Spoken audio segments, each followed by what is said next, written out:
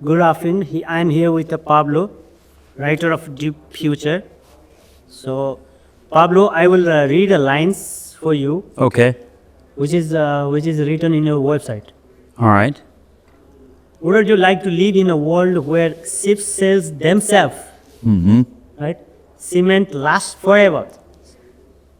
Your stuff is made of used coffee grounds. Right? Sweet shops are gone. Yeah. Electronics became gold mines. Yeah. Toxic fumes from smokestacks are purified and sold. AI solves real problems. And Murray's law returns disease is cured before you get sick. Nuclear reactors are buried a miles deep. And solar panels beam energy down from space in the middle of the night. Yeah. Doesn't think you that does it doesn't sound a crazy idea? They all sound crazy, but those are things that we can actually do. Yeah, and we're working on all of them. These are things doable? They're all doable. We can talk about any of them. They sound crazy because they're new technologies that people haven't seen before, but they're all things that are practical to build, and we are going to do it. Here is one line. Yeah. Disease cured before you get sick. Yeah, that's a good example. So we have a company that developed a modern proteomic assay. So what that is if you think about when we sequenced the human genome, remember that? We thought we were going to get the recipe for you.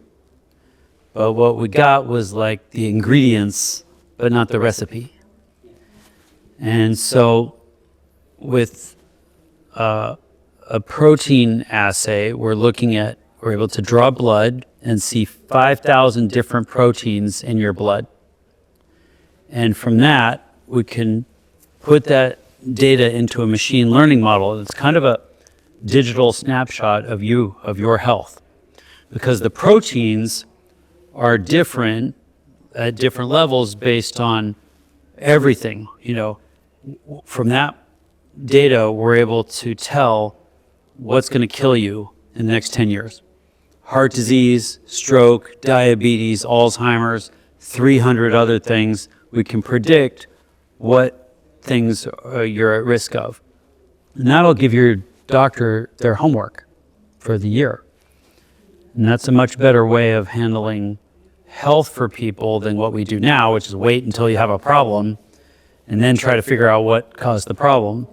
This way, we can actually discover what problems you have coming in advance. And then do you have any proof you have already invented or is in the process of inventing? No, that's working now. It's expensive, and the team is getting more and more data. So I'm in the reference group. There's about 200 people in the reference group so far. And we haven't found any good reason why I'm going to die in 10 years yet. But for some people, the company was able to identify actual problems that these people didn't know about. And that early detection helps. I want to add one more question on this, that people are dying with the cancers, millions of people. Yeah, that's right. With the cancer. Yeah. And the passage of cancers are increasing day by day, right? Yes. You are saying that cancer can be cured before it goes to your body, right? So for a lot of diseases, including cancers, early detection matters a lot because it's difficult to detect different things. Right now we have a blood test maybe that could find a cancer, but only for a specific one that you're looking for. For different conditions, you have a different kind of test. And so if you have a symptom, your doctor might guess what disease you have or what problem you have, and then they send you to get the test for that one problem. What's changing is we'll just do one test and we'll find all the problems, and then your doctor will go and we'll do that and hopefully catch these things much earlier, and we'll be able to intervene on these problems before they've really create symptoms and create risk for you. Yeah, that's working now, but it's still pretty new, and so we need to grow the data set so we can find more things and we can improve the reliability for some of them, and then get the cost down, and hope that could take a few years, but eventually it'll be cheap enough that we can do it for everyone. Okay. Yeah. And then one, how you are saying that electronics becomes the gold mines. Yeah. We have a problem, which is that every year about $20 billion worth of gold is used to make electronics. So if you open up an iPhone and look inside, there's some gold in there. And that's true for every computer. All those servers and data centers, they're full of gold. And the computers get used usually for a few years, and then they get thrown out. And there's no practical way to get that gold back right now. And so most of it ends up in a landfill.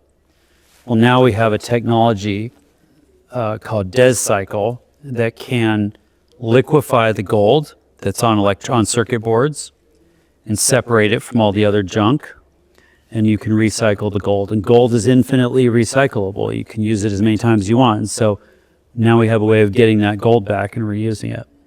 And it's a non-toxic chemical process they invented. And then what it will create the effects to the environment? Well, the problem right now is the only way to recycle metals like gold is smelters. Means you burn everything. Take the old computers and you just burn them and to get the metal out. And that's the worst thing you can do for environmental damage, because everything that burns turns into crazy molecules and we throw them up into the sky. And so we want to get better than that. So I want to start you about the ideas of deep future. Yeah. How it came to your mind and how it is started and how you are working on it. Yeah, well, I had a long career in what we call deep tech. And so that means developing new technologies that can help with big problems in the world. And usually that means technologies that are not exclusively software. And the tech industry is mostly software right now. Yeah. And so what we want to do in deep tech is take on bigger problems than you can solve with software. And that could be things in energy, food, construction, shipping, manufacturing, mining, all these different industries that Silicon Valley hasn't touched. That's deep tech. And so I got to work on all kinds of things like that in the past. And these days I run a venture firm. So I invest in other scientists and engineers and inventors who've discovered something that can be, maybe 10 times better or 100 times better than what the world is doing now. And so that's what deep tech is about. And then that venture fund is called Deep Future. But I wrote a book about it, also called Deep Future. And the book is about a lot of these technologies that we see that are coming. And it's pretty hopeful and inspiring, I think, to be able to learn about these things, because they show you that the world can be much better in the future, and we're building that. So. Okay. And then you tell me that Deep Future is a venture capital company, and then is it investable throughout the globe? People can invest on it or not? Yeah, we have investors in our fund from all over the world, but we have invested mostly in the U.S. About 15% of our investments are in other countries, and so far we have them in mostly in Europe and a little bit in the Middle East, and we want to do more if we can. Yeah.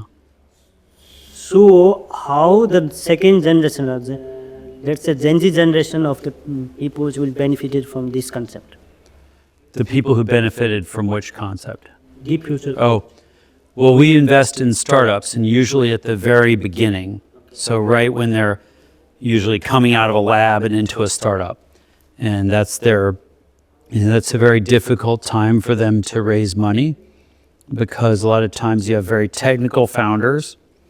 What they have is requires some knowledge about the science to understand it, to believe in it, to invest in it. And so most investors can't really invest in stuff at that stage. We do because we're willing to go and learn about it, and understand the science, and understand the technologies, and we really focus on investing at that stage. Whereas, most people working in investing are coming from a finance background, and so they want to wait and see a spreadsheet. They want to see customers and revenue and contracts and, a growth curve and all these kinds of things. But our companies don't have that yet, so we're trying to help them get started, and we do a lot of them. So that again, I want to go to your starting course. Yeah. Yeah, there you have written that sheep will sell themselves, Right. and all the things you are talking about is the replacing human capitals. Oh, Yeah, yeah, and then what the human will do yeah. if everything will do done by AI? Yeah. What the people's job? Let me give you an example that, and I don't know where you've lived. I live in the U.S. My daughter, when she was in school, would have 30 students and one teacher. And every year we'd complain and try to get it improved, but it'd still be 28 students and one teacher. And at the same time, people are worried about robots taking truck driver jobs, or maybe jobs in shipping, I don't know. I would take a displaced truck driver and a 1-to-1 student-teacher ratio any day for my kid. We say we care about kids, we say we care about education and learning, but where we put our money? We put our money in having people driving trucks. Nobody wants to be a truck driver, as far as I can tell. There's something like 100,000 open positions for truck drivers in the U.S., and they even pay pretty well, but nobody wants their kid to become a truck driver. So why don't we let the robots drive trucks and have the people teach our kids? Robots can only do what we teach them how to do. And right now, we're not being very good role models for robots. We don't have a robot that could be our teacher yet. So I think that humans need to ask themselves, honestly, like, what do we care about? What do we actually care about? What future do we want? There's an opportunity here. If a robot takes your job, rejoice, and then ask yourself, well, what do I wish I was doing? What do I wish I was driving a truck? Or do I wish I, could spend time with kids or my kids or help raise them? There's so many things that humans can do, that they want to do, that we say we care about but don't have time for. And that's about to change. And so I think it's really a chance for us to recognize what are the things that we value. Let's put our time and attention on those things. Let the robots do the menial, repetitive, dangerous, boring jobs. And we can get back to the very important job of figuring out how to take care of humans and make a better society, better communities. Yeah. And do you think AI revolution can help to produce organic foods Oh, yeah. and agricultural feed? Well, there's a lot of potential to improve how we feed people. So some of that is in automating farming. So I'll give you an amazing example. There's more food produced in forests around the world than there is in farms. Now, we don't have access to that food. We don't harvest it because it's too labor intensive to do that. So we don't eat it, and the food goes to waste. But imagine if we had robots that could go into the forest and bring the food to people. You could have that organic food that you want, all kinds of amazing foods that don't make sense to grow in a farm. So there's lots of possibilities like that coming that are, maybe sound they sound like stories from science fiction, but are actually possible if you can solve the labor involved. You know, we have 8 billion people to feed. That's a lot of people.